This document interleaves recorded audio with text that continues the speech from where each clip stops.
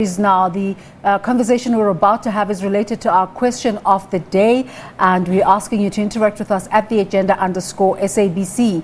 If you feel you really would like to be part of the conversation, you're welcome to call us on 078-799-4480, especially if you have been affected. The Casual Workers Advice Office says it's disappointed at the increased caseload at the Commission for Conciliation, Mediation and Arbitration. That's after news that the part-time commissioners are no longer resolving disputes. This follows last year's 617 million budget cut to the CCMA. Now, to discuss this further, we're joined via Zoom by Lynford Dor, the spokesperson for the Casual Workers Advice Office. A very good day to you, Lynford. What's the story here? Why are the commissioners being put off work? Hi, thanks for having us. So the budget out last year, November, I think, and pretty soon after that, all part-time commissioners were cut for a period of 4 months, I think. And this is a major crisis facing the CCMA and facing workers now, because up till last year, 60% of the CCMA's commissioners were these part-time commissioners, and they were so the 600 million budget cut has had immediate ramifications, and this is only the first installment of those cuts. It's also important to note that another major issue closed down its walk-in facilities for workers. And up until last year, the figure is that 60% of all cases were referred when workers themselves go to a local CCMA to refer a case.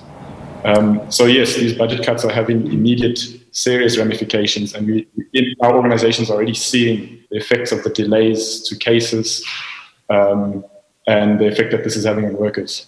60% is quite a high number. How does this speak to the efficacy of the CCMA if that huge amount of work has to be sent out to external parties? It's quite a shocking number, actually. And one of our issues with that is that by outsourcing work to independent individuals who have other work on the sides, in many cases, these part-time commissioners in their spare time will be forced to work for employers to make an income, creates a structural inducement for the likelihood for many of those commissioners to find in favor of bosses when they're working for the CCMA. So it has its own problems in any case. But what is clear is that the CCMA can't function without these part-time commissioners for now. And our demand, along with 40 other worker support organizations and worker organizations, is that, in fact, these commissioners should become full-time permanent commissioners at the CCMA to prevent that structural inducement to find in favor of employers and to save the CCMA effectively. On one hand, you have the budget cut. On the other, you have the country having to grapple with COVID-19 and lockdowns, especially the level 5 lockdown during March. One would imagine that this precipitated quite a flurry of complaints to the CCMA, further burdening the CCMA. Has this made matters worse? Look, I think we need to go back to the promulgation of the National Minimum Wage Act. The CCMA has been taking on increasing numbers of cases over the last few years. And I think in the 2019-2020 year, there was a 14% increase in their caseload, directly related to the national minimum wage. And yes, we'll probably begin to see the effects of the lockdown on case referrals at a later must remember that the CCMA closed its doors for quite a long time and has continued to close its doors to walk-in referrals, which will probably mean that there will be less cases referred, which doesn't mean that the need to refer cases has decreased. And that's an issue we need to address. And our demand on the CCMA is to open walk-in referrals. Of course, we understand there's an issue with social distancing and the health issue, but there must be a way for those workers to access the CCMA without having to resort to online referrals, which many workers struggle to do.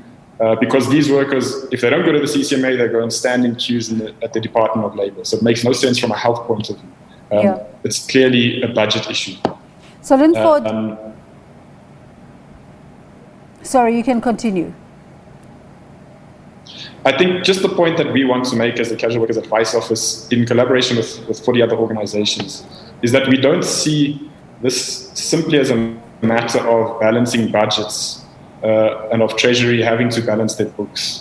We understand that there's a debt issue, but what's quite clear is that austerity and these budget cuts across the board take place all across the world, and capitalist states impose them to resolve their own crises.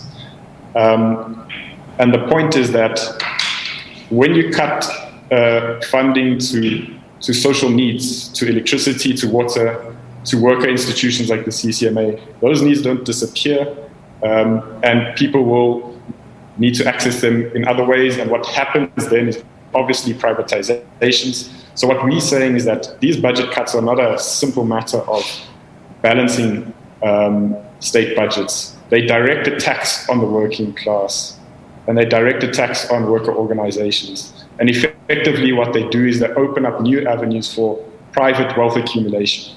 And that's how these budget cuts must be seen. It's not a naive thing to just reduce the CCMA budget by 600 million. It's part of an ongoing assault on workers. That's what we've been experiencing in our organizations for many years now, and it's coming to a head at this point. One of our viewers, Marvin TKDL, says a backlog in managing labor disputes is often caused by parties involved reneging to the procedure encapsulated in the Labor Relations Act of 1995. Employers are the most culprits. Why would you lay off temporary commissioners when there is a backlog? Agreeing with you there in a way that employees are the ones who are disadvantaged by all of these processes. Yes, definitely. And I think the point to make in relation to that is that although the CCMA has maintained some of its reputation in relation to other state institutions which over the years have fallen apart, we have experienced an ongoing crisis at the CCMA for quite a few years now. And it has to do with things like the turn towards overly legalistic procedures. Workers experience going to the CCMA these days as if they're going into a courtroom instead of going into a worker institution to ensure that their rights are addressed. We experience situations at the CCMA more and more nowadays where commissioners are pressuring workers to settle some of their disputes far below what they should be settling for. And it's because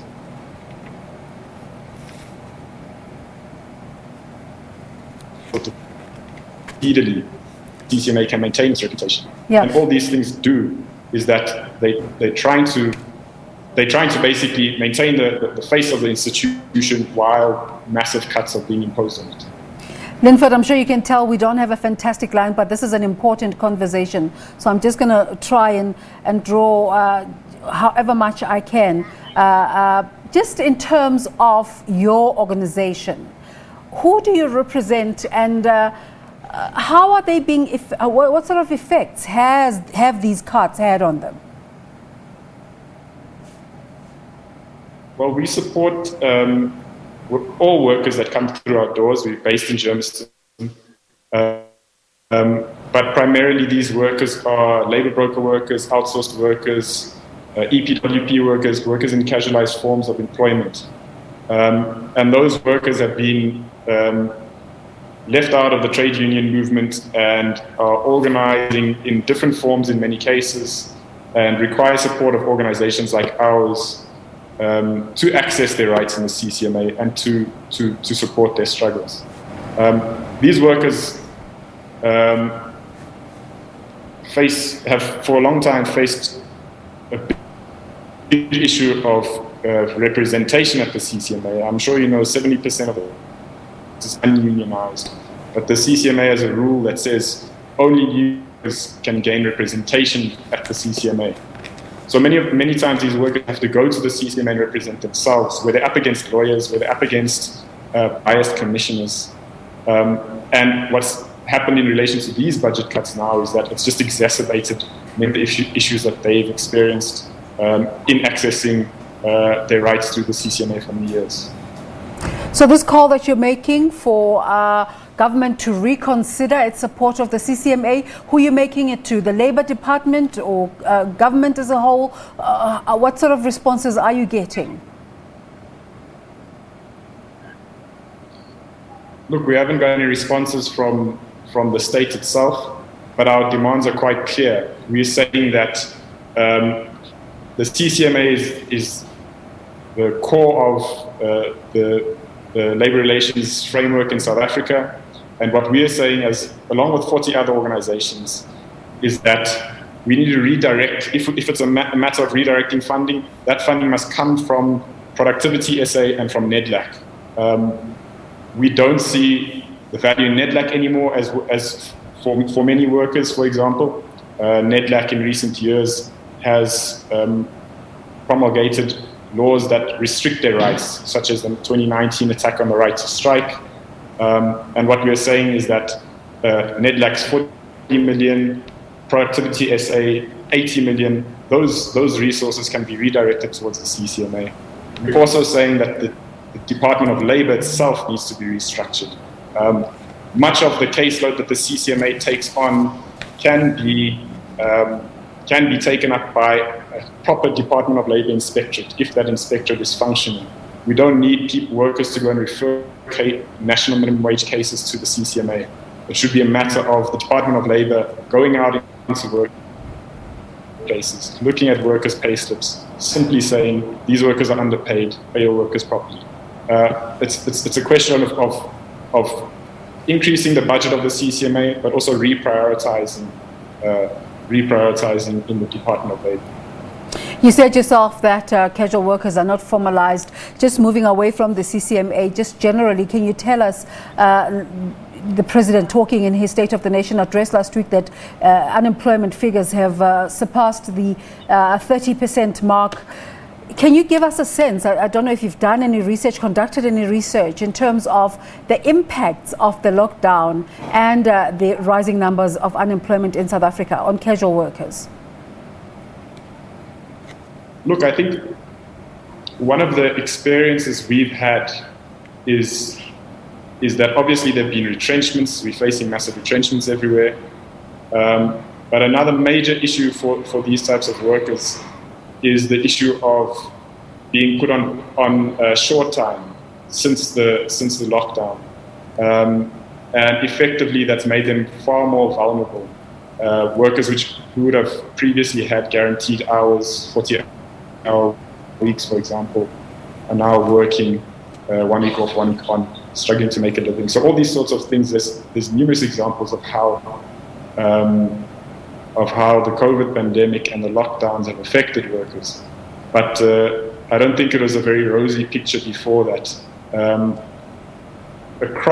We based in Johannesburg and across the East Rand, which is the heart of South African industry, the majority of these big workplaces, multinational companies, are dominated by precarious workers in labor broking conditions, outsourced, and there's a new rise of learnership workers, where workers are working full-time jobs, but they're paid on learnership rates. All these sorts of things, that's the state of in South Africa today. So when we talk about unemployment and employment, the issue is that even workers in employment are in poverty. Yeah, quite a bleak picture for workers all around, even beyond the casual workspace. But thank you so much for your time today. Do you have a sense of when you can have a resolution to these calls you're making, or is it just, as you said, a call out to the state to respond to your cries? Well, we're calling for demonstrations outside all local CCMAs on the 24th of this month to oppose the budget cuts and to call for the reopening of the CCMA. And we hope out of some of those demonstrations, more pressure will be placed on the state to respond to some of these issues and reverse the decisions. Hope you can speak to us then. Thank you so much. We will. Thanks for your time. Lynford Dor there is with the Casual Workers Directorate. We're asking you, not much appetite for the conversation we see, but how have you been impacted in terms of your interactions with the CCMA? Do you have a case that you have sent through that is not being dealt with because of the cut down of commissioners? Let us know at the agenda _SABC.